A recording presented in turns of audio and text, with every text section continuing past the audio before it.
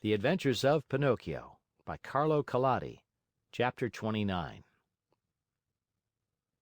Mindful of what the fisherman had said, Pinocchio knew that all hope of being saved had gone. He closed his eyes and waited for the final moment. Suddenly, a large dog, attracted by the odor of the boiling oil, came running into the cave. "Get out!" cried the fisherman threateningly, and still holding on to the Marionette, who was all covered with flour. But the poor dog was very hungry, and whining and wagging his tail, he tried to say: "Give me a bite of the fish and I'll go in peace." "Get out, I say!" repeated the fisherman. And he drew back his foot to give the dog a kick. Then the dog, who, being really hungry, would take no refusal, turned in a rage toward the fisherman and bared his terrible fangs. And at that moment a pitiful little voice was heard saying: "Save me, Alidoro. If you don't, I fry." The dog immediately recognized Pinocchio's voice. Great was his surprise to find that the voice came from the little flour-covered bundle that the fisherman held in his hand. Then what did he do? With one great leap, he grasped that bundle in his mouth and, holding it lightly between his teeth, ran through the door and disappeared like a flash. The fisherman, angry at seeing his meal snatched from under his nose, ran after the dog, but a bad fit of coughing made him stop and turn back. Meanwhile, Alidoro, as soon as he had found the road which led to the village, stopped and dropped Pinocchio softly to the ground. "How much I do thank you!" said the Marionette. "It is not necessary," answered the dog. "You saved me once, and what is given is always returned. We are in this world to help one another." "But how did you get in that cave?" "I was lying here on the sand, more dead than alive, when an appetizing odor of fried fish came to me. That odor tickled my hunger and I followed it. Oh, if I had come a moment later!" "Don't speak about it," wailed Pinocchio, still trembling with fright. "Don't say a word. If you had come a moment later, I would be fried, eaten, and digested by this time. Brrr! I shiver at the mere thought of it." Alidoro laughingly held out his paw to the Marionette, who shook it heartily, feeling that now he and the dog were good friends. Then they bid each other good by, and the dog went home. Pinocchio, left alone, walked toward a little hut near by, where an old man sat at the door sunning himself, and asked: "Tell me, good man, have you heard anything of a poor boy with a wounded head, whose name was Eugene?" "The boy was brought to this hut, and now—" "Now he is dead?" Pinocchio interrupted sorrowfully. "No, he is now alive, and he is already returned home." "Really? Really?" cried the Marionette, jumping around with joy. "Then the wound was not serious?" "But it might have been, and even mortal," answered the old man, "for a heavy book was thrown at his head." "And who threw it?" "A schoolmate of his, a certain Pinocchio." "And who is this Pinocchio?"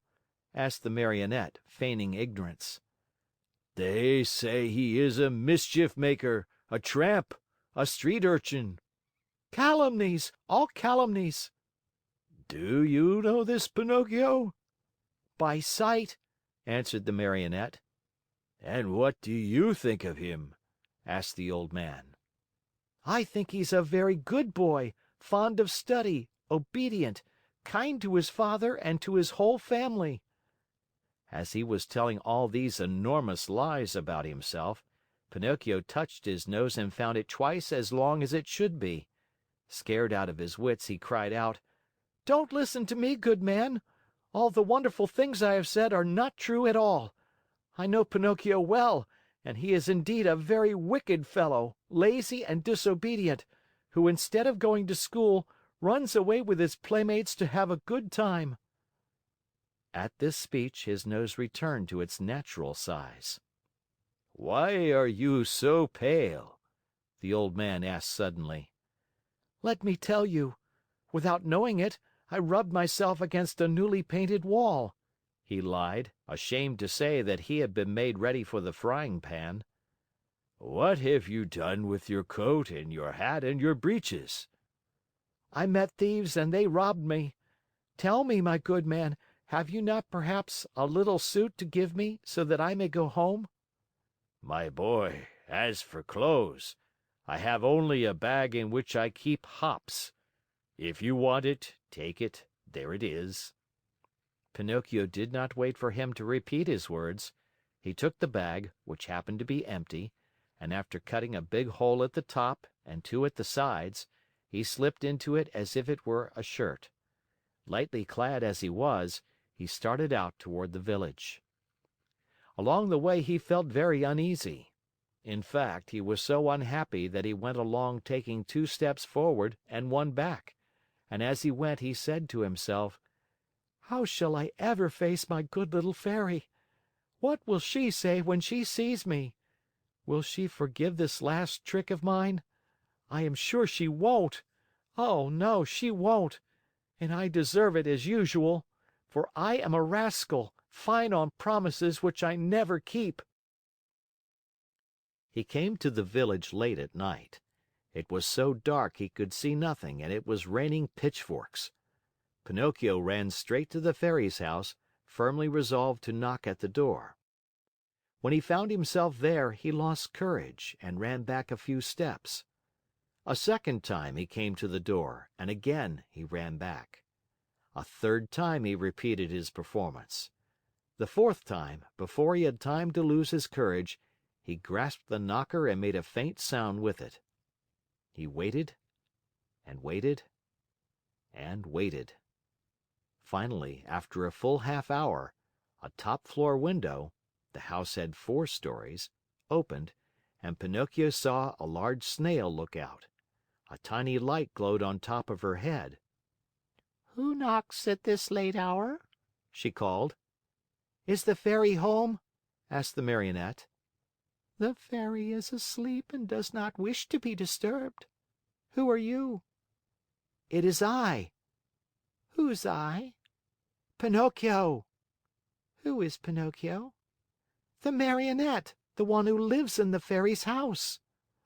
"Oh, I understand," said the Snail.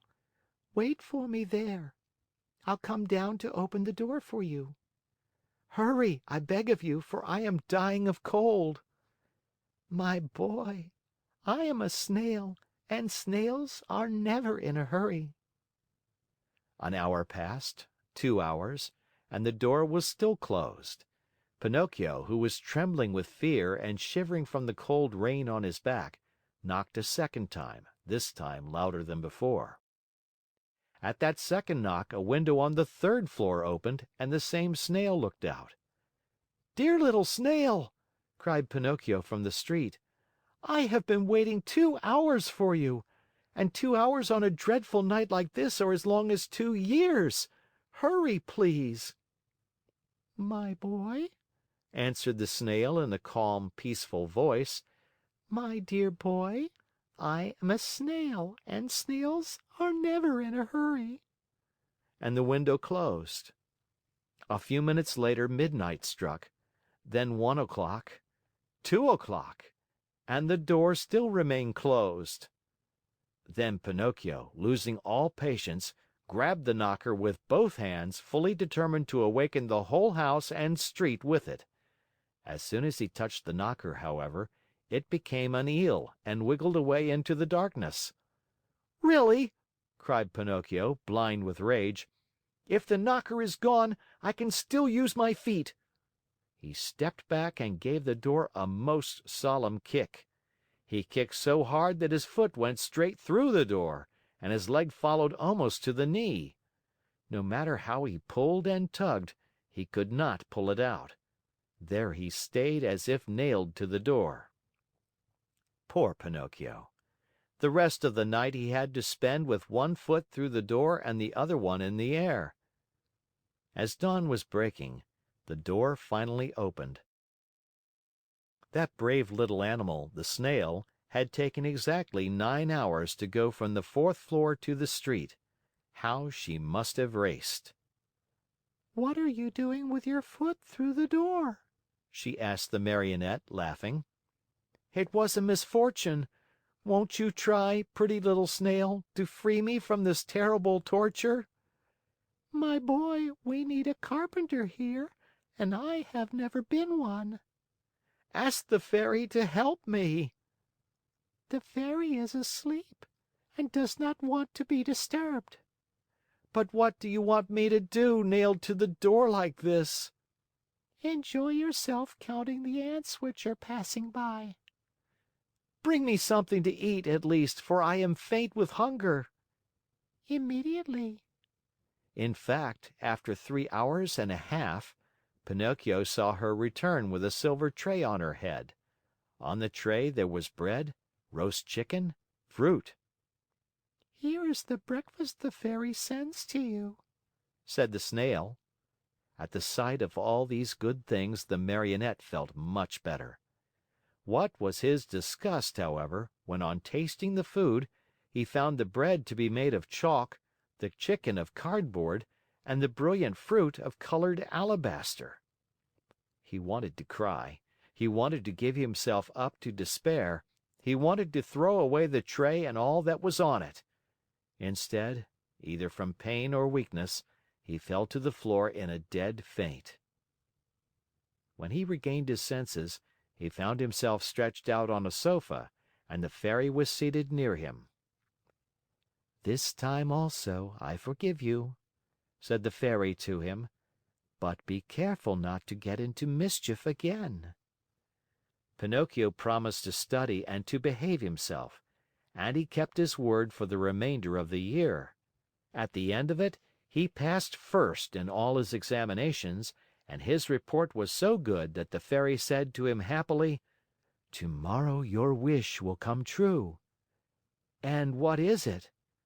"Tomorrow you will cease to be a Marionette and will become a real boy." Pinocchio was beside himself with joy. All his friends and schoolmates must be invited to celebrate the great event. The Fairy promised to prepare 200 cups of coffee and milk, and 400 slices of toast buttered on both sides. The day promised to be a very gay and happy one. But, unluckily, in a Marionette's life there is always a "but," which is apt to spoil everything.